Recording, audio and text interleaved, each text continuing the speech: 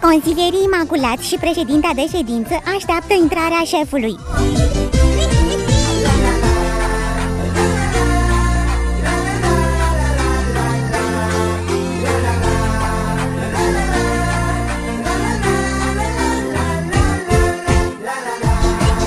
Iată cum sunt elaborate hotărârile de Consiliu.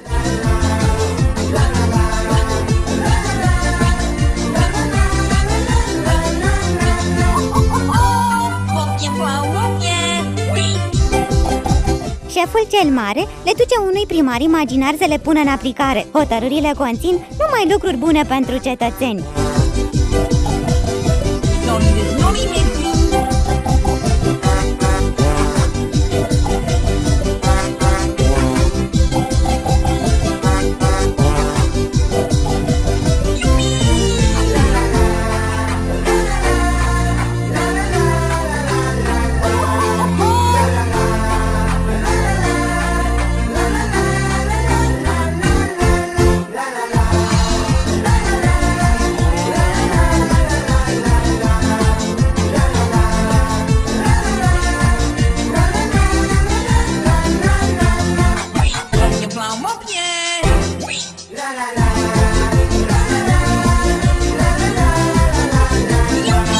Toată lumea e fericită.